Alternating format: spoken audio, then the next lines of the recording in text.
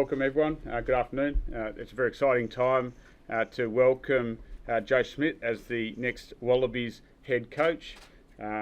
Joe brings with him an enormous amount of experience, but also enormous amount of success with each team that Joe has coached. Importantly, the process that we've run has been very thorough, and Joe will report through to Director of High Performance Peter Horne. Something I've been very passionate about is putting the right people in the right roles in the right order, and really excited to have Peter Horne and David Nusafora in the high performance roles, and now with the appointment of Joe Schmidt as head coach. It's a really exciting time for the Wallabies and also for rugby in Australia. So we're looking forward to the next period ahead, and now I'll open for questions. Thank you. Phil Waugh, was Joe the right man to take over and take the Wallabies into the future? Yeah, I think right now, if you look at rugby in Australia, it was important for us to look at the best coaches in the world to take the team forward. And if you go through the background, the history, the high level of capability, but also from my early indications, but also from a lot of people that I've spoken to, the right person as well, which is so important as we try and build more and more trust across our system, but also more and more trust with the community. And I'm very confident Joe will bring that, and the level of capability and the track record of success is really important. There's a lot of commentary. There's still a lot of belief that it needs to be an Aussie. Obviously, that wasn't a necessity in the eyes of the people that made the decision. Why doesn't it need to be an Australian coach in the Australian national team? Yeah, I think international sports moved on a lot in the last 10 to 20 years, and if you look across different sports, national teams go with the most capable people, and we know that not just in our playing development, but also in our coaching development, we need to bring more good players through the system, and we need to develop our coaches as well. And I think Joe, not only in his capability of what he'll deliver, but also how well he'll work with the system to continue to develop coaches already within the system, but also Australians that are offshore as well. Phil, last few coaches have been given longer contracts. Why only 2 years for Joe? Don't trust him, or he got burnt last time? No, I think certainly trust him, and that's part of the appointment process. But look, I think I'm sure that Joe will answer the question. But that was a discussion between Joe and Rugby Australia, and if we look at the path forward, and we have the British and Irish Lions in July. Finishing the start of August next year, and building out a system and level of trust and capability across everything we're doing is really important, and that's what we're focused on at the moment. Will his future depend on the result of the Lions? So I think with the World Cup, you said Eddie's pass mark was going to be making the semis, or the Wallabies pass mark. Is there a pass mark for Joe? We're not talking, I guess, around pass marks. I think we've got a lot of work to do across our performances across our system. And right across rugby within Australia and building trust. So right now we're not talking about results. It's actually building a system and level of capability right throughout, from the Wallabies right through to our pathway systems. Joe, welcome to the Wallabies head coaching role. Thanks. When did the Wallabies coaching role start to get on your radar? I guess when Peter was appointed. I've worked with Peter before.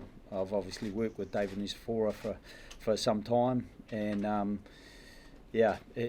with those guys in place, I thought it was a good opportunity to try to pitch in and get Australia up and running, because I do think that the World Cup was not an Australian team that I recognised, certainly not from my time kind of coming here last time with the Irish in 2018. It was a super contest right through the 3 test matches, and so there's this period of time now to work out how and what's next. But that was when it first really came on my radar, and I'm probably a little bit surprised that I'm here. I thought I'd retired when I went back to New Zealand, but I'm very poor at doing that. Obviously, being involved with the Blues and the All Blacks since then, and I'm pretty excited. This is a a really unique challenge, I think. There's been lots of coaches that have struggled, failed perhaps in this role, including New Zealanders. Why do you think you'll be able to succeed where others haven't? Well, I can't say that I'll succeed or otherwise at the moment. I'm just getting my feet under the desk and trying to get a better measure of who's out there and what capability they have. I've certainly observed a lot with Australian players, obviously preparing to play against them, but getting to know the people behind the player. And if we can get the right people and they can perform on the field, I do think we can build things, because the flagship, if we can get the flagship going, I think we can start to get the players' aspirations where they need to be, and I think with Pete trying to build a little bit more alignment and through that high performance system and the pathways strengthen. But I do think it's also a little bit of it's a rebuild that will take a little bit of time, and I'm probably a pragmatist. I can't promise anything other than I'll be working really hard to try to make it as successful as it can be, and trying to get some early wins on the board, and those wins may be just that we perform better, even if we don't quite get the outcomes we're looking for. But I'm also a realistic coach. You're judged on your outcomes, and you live or die by them. So we'll be working toward those as well. Joe, was it your preference for a longer deal? No, it's pretty much public knowledge that I have a young man at home who suffers quite badly with epilepsy, and this job will take me away from the time that I'd sort of committed to pitching in and helping him out. So if we can get the job done over the next 18 months and we can get the momentum heading in the right direction, then I'll feel like I've done my part of it, and I'll be happy to hand on. Or if there are some Australian coaches that come through, I'm really keen to try to help get some of the Australian coaches a little bit more experience as well, so that they can pitch up and lead the Wallabies. Would you say then it's unlikely you would be on post Lions? Like, it's a bit of a hit and run job? No, it's certainly not a hit and run. It just I think for both RA and myself, it just is a good fit at that time. If you were going to make a change before the World Cup, you don't want to do it a year out. You want to make sure that you've got a decent run at it. But at the same time, if we get to the end of the British and Irish Lions series, and things are going in the right direction, and the discussion amongst the board and Phil and Pete is that the best thing is for me to stay, then that's a bridge we'll cross then. Joe, there's plenty of people out there, as we sort of alluded to with Phil before, who think that it has to be an Aussie. You've been a New Zealander who coached Ireland, was very successful. So why can a coach, or how do you make a successful fist of a job when you're a coach not from the nation you're coaching? Yeah, I think you just invest in the people you're working with, and I don't think it's too different from even the club coaching when I first started in Ireland, for example, with Leinster, or even when I first started in Claremont with Claremont. I didn't speak any French, and people would say my accent is still really bad, but I speak it now, and so I invested in their culture and their language and tried to assimilate myself, but also to bring a real effort and endeavour to help them become better players and try to become the best version of themselves. So I think that formula still applies in a national side. And I think players recognise if you care about how they're developing and you're investing in them, they'll tend to invest in themselves and their teammates, and hopefully that will demonstrate that it doesn't matter where you originate from, you can still help build a successful national team other than the country of your birth. Joe, you said yourself that you looked at that Australian team for the World Cup and it wasn't an Australian team that you recognised. Kind of two schools of thought on how those young blokes will come out of that experience. Either they'll be scarred for life, or they'll have learnt from that experience and they'll be better. What's your view on that? Do you see the nucleus of a side that can go forward, or do you think you need to start all over again? I'd like to think that they'll emerge with an experience that they're desperate not to repeat, so they'll work hard toward getting the cohesion amongst themselves. I think that's a really important thing, to build a bit of continuity and selection and performance, consistency and performance. The only thing I'd probably ask is sometimes you've got to be a little bit patient with that. We're going to have some players who will have been put on the back foot by that, and if we can grow through the couple of Welsh games and the Georgia game, and then I just know how tough the Rugby Championship is. I've worked my way through the last couple and they've been really competitive. So I think what we've got in front of us is going to be really challenging, and I'm excited about trying to help those, especially those young guys that you mentioned, try to help them build their confidence and the repeatability of really positive performances. Joe, what's sort of people you talked to before taking on the role, and will you or have you spoken to Dave Rennie, Eddie Jones, those guys about the landscape yet? Yeah, I haven't really chatted to Eddie. I chatted to Dave, and I chatted to a lot of the coaches who've been involved in recent times, the assistant coaches, and it's obviously the consistent message is there's lots of work to do, and I'm not afraid of trying to do the work, and so I'm a realist, but I also know that I've seen these players play, but I don't know who they are, and I reckon getting to know who they are is as important as how they play. So that's part of the investment over the next 3, 4, 5 months, and also probably getting some people alongside me who are really invested in a similar way to try to bring the best out of these players.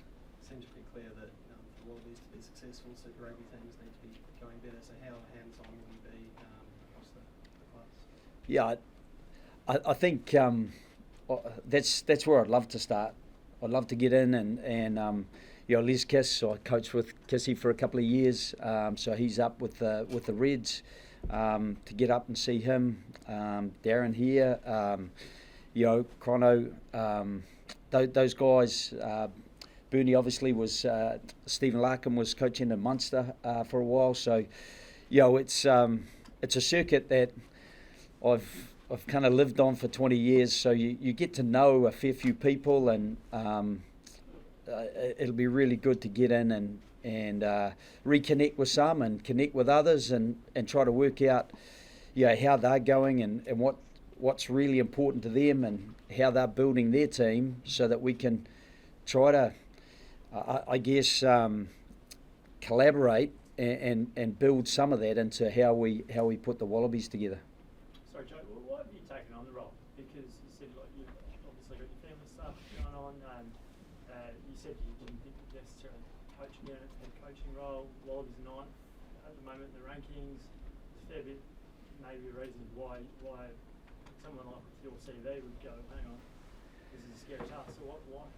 Yeah, I'm desperate for the Wallabies to be competitive, and if I can help, I'm here. That's why I'm here. And so, and I think the global rugby family is desperate for the Wallabies to be where they need to be. British and Irish Lions, they want to have a fantastic series. So we want to build toward that and give them exactly what they want. and not make anything easy for them. And 2 years after that, you've got a home World Cup, and we, I'm desperate that the Wallabies are really competitive in that World Cup, and we don't, we get through to those really competitive playoff rounds. Peter, you arguably have a bigger job to do than Joe, but as soon as you were sort of announced or murmurs grew that you might be having that role, Joe's name became stronger and stronger in connection to the Wallabies. Why is his appointment, or how big of a piece of the puzzle is Joe's appointment in the bigger scheme of what your job will entail and how big your task is? Well, Joe's the first appointment for us, for myself really. I've known Joe for a little while. We've worked together. Joe's got an international career that's well decorated, well documented, highly successful. But the other thing that you probably won't get to know yet, and you will get to know, is Joe's a very, very caring individual. It's a great human that actually really endears himself into a team and brings players forward. He cares about his staff, but he not only just that, he actually cares about what he does. And I think those two pieces, not only being a great coach, but also someone that's actually going to bring us together and bring us together on the journey, is really, really important, not only to create a team, but more broadly in terms of us creating an organisation that we're no longer about me, but we're about we. And we're going to be better as a group and build trust, not only within Rugby Australia, but more broadly in the rugby ecosystem. So Joe's really important as the number one starting point, but we've got a number of appointments that we need to make over the next coming period. We need to engage with our key stakeholders around alignment and centralisation, however you want to call it. And in that stage, we need to recruit more people, from heads of athletic performances to head of medical. We've got a number of roles that are currently vacant. So I think Joe's the first starting point on a journey of creating a really world-class team within Rugby Australia going forward. You mentioned that buzzword there, centralisation. Yeah. It's been on the tip of everyone's tongue in this game for years now. Yeah. And with Joe's appointment and yourself and David Newsom in a consulting role later in the year, everyone thinks we're just going to copy Ireland, but how realistic is the comparison to what's been done in Ireland to what can be done? Yeah, no, good question. Look, Australia's unique. I think I said in the last presser that we did when I first started, is that we have a federated structure. We're slightly different in that the way that we are governed as an organisation. But the critical thing is that we're not looking to cut and paste within an Irish or a New Zealand model or anywhere else. But there are pieces of the puzzle that actually exist within those structures. But we need to actually apply it to the context of Australia. And in doing so, when we edit or create, we need to create an aligned structure that works for us, with the right people, as Phil said before, in the right roles, that actually we all share in, whether it's the success. So whether Queensland is doing X, we're actually contributing together in Y, and if we are successful, we share in the success. And when we don't, then we review hard, we work hard together, and we find a solution that's going to be the way forward. And that should go across the whole ecosystem of the rugby, from the West Coast with the Force right down to the south, the Rebels, that we all work in collaboration and that we work in an aligned way. I hope that answers your question. Cool. Joe, what's your view on trying to grow the game in Australia? A very different landscape to other countries you've coached in as well. The bloke before you was very keen to get out of the media and sell the dream. Will you be doing that, and do you understand the landscape, or is it more just about the footy? Yeah, I'm not great at selling dreams. So dreams are not tangible.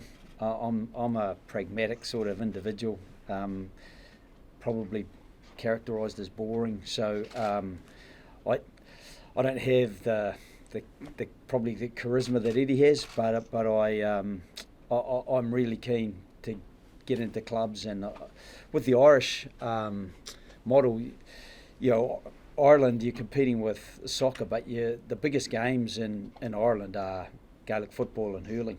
They have by far the most players.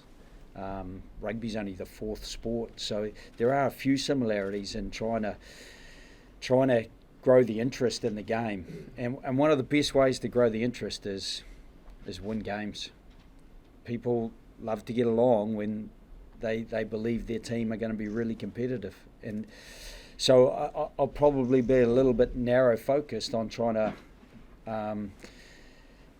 get to know the people, get to help them perform at their best, combine it at the best that we can as a team, because again I just think the flagship will drive some of that interest, and that interest will get kids aspiring to be part of what they see, and that can take a while, but it certainly happened in Ireland, in a very competitive place for players, and I think it is even more competitive here. It's tougher, but I still think there's a chance that we can attract enough positive attention that people will be positive about being involved in the game, supporting the game, and hopefully, back in a team that's really competitive. And just given your family situation, the length of the deal, is it your intention to move to Sydney? I know you've been on the road a lot in Super Rugby and the Test season. Yeah, once you're in camp, you're not home anyway. So in the near future, I won't be, but certainly if it looks like I'm going to go longer, it would be my intention to be where I'm based, and if that's here or somewhere near here in Australia, then I have a son in Melbourne. Not that that's kind of the rugby base at the moment, but it's nice to have a bit of family over this side of the Tasman already. Have you got an idea of assistance? I know that Phil kind of just in the past spoken about an Aussie flavour. Is that something that you're going to be bringing, or do you want to bring some guys that you already know and perhaps foreigners as well? I think I'd most like to leave it just as an Aussie flavour at the moment. I'm very keen that it's predominantly Australian, but if we don't feel that someone's quite ready in a particular role, then it may include someone from outside of Australia. But that's one of the things about getting into the Super Rugby franchises and trying to ascertain who A might be interested and B might be keen. One of the things that we did in Ireland is guys like Felix Jones and Ron O'Gara. We took those guys away on tour with us for a week at a time when we were on tour, so that they got the experience and also contributed to the coaching group at that time. So there may be opportunity, if there aren't guys immediately involved, that we start to feed them in through that experience they can get of being hands-on and right at the coalface of that match week preparation. And New Zealand currently doesn't allow players to be selected from overseas. What's your position on the overseas eligibility policy? Well, there was nothing really stopping overseas selections in Ireland, but I know because they're so close to Europe, that would have been really detrimental to the Irish domestic competition, because it's a very competitive market in Europe. So we didn't select anyone who wasn't contracted in Ireland, and that worked really well for Ireland. So it's another one of those questions where I just want to find out a little bit more of what that looks like first. But it'd be great if we can select almost entirely, at least on Ireland, on island of Australia, or I don't want to preclude Tasmania, but from Australia, rather than chase guys from overseas. Phil, the budget last year blew out quite significantly. It was mentioned publicly by the former administrator.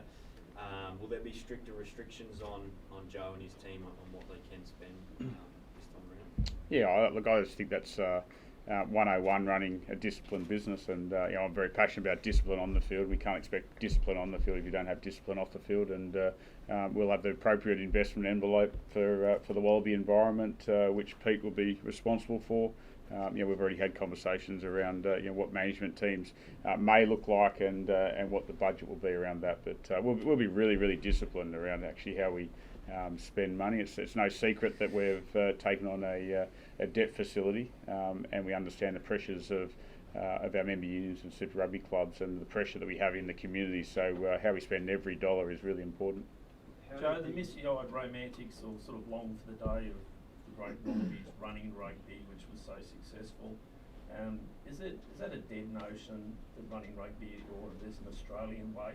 Do you have a view on what is the Australian way? I don't particularly have a view until I get to know probably what the super clubs are doing a little bit more, and what they used to doing. Because I think if you try to metamorphosise a way of playing, when you get a prep week and a match week before your first test match, I just don't think you can do it. So what you've got to do is have it as an extension of the way they already play, meld some of the factors that are already done well, and then build bits as you go along. So, I don't think we're going to get to where we'd like to play immediately, and I've gone into a couple of environments in recent times, with the Blues, where I think we built our way forward into the way we wanted to play, and had a really successful season. And it was a bit the same with the All Blacks. That they'd had some hiccups, but they built their way forward and developed a game that really suited them. And so, I just know that getting a squad of 23 on a match day to all be perfectly aligned and comfortable with the way of playing, if you create too much differentiation between what they're used to and what you're expecting from them, I just think that's going to be too difficult to then gain any sort of consistent performance. Joe, you've spoken about the Lions challenge, but what about the challenge of winning about the Bledisloe? You've obviously come straight out of All Blacks camp. Have you had any messages from those guys about what you're up to? Yeah, I could have done without the story breaking yesterday, because I've been flooded, and there's a little bit of advice from a few of the boys, but I've no doubt if the shoe was on the other foot it'd go the other way as well. But they're good men, and they will turn up competitive, and we'll turn up and competitive, and I'd just love for the Bledisloe to be competitive. So the advantage of the Bledisloe, it's at the end of the Rugby Championship this year, so we will get a little bit of a run at it. We'll come back from Argentina, which is a tough place to go, and then try to aim up for that. But we've got a few games before that, so I'm a little bit. We've got to get some early wins, as I said earlier. And while that doesn't mean the outcome being the result of a win, we've just got to be able to perform better, be more consistent in what we deliver, and I think then you build to getting the outcome more often than not. One of the things that people love about the sport is that you're never quite sure what you're going to get. And one of the things I love about rugby is how interdependent it is. You might get a star shooter in a team of 5 in a basketball game, but you can have a star player in rugby, but it's very hard for them to do much by themselves. So it's that connectivity, that inter-reliance, that building that in rugby, you don't do it overnight. So I'm really looking forward to seeing how we can fast track that as best we can, but at the same time, be realistic about where we are currently, and where we were at the end of last year, and create a base that's as solid as we can make it to build from. Last couple, guys. I feel there were some disappointed Aussie coaches who were in the mix for this, including a former teammate of yours. What's been the feedback to them, and be disillusioned that it didn't go to an Aussie? No, I don't think so. I think they'll look at the credentials that Joe brings and be excited that Joe's going to be leading the national team. So I think it's more around excitement, and I know from our conversations that that connection with the Australian coaches and bringing Australian coaches through the system is really important. So I think from all the feedback I've already had, it's all been it's all been very, very positive and exciting. The fact that we've got someone so experienced. And with such a great track record, joining the Australian rugby system. Sorry, Brett. Sorry, Tom. No, fair enough. Reports last night were that the more experienced Wallabies team were given a heads up about the appointment. Generally positive response from those players? Yeah, I'll take that one. So I think that, and we can talk to over pretty quickly around the review of the 2023 season, and certainly building trust with the playing group is really important.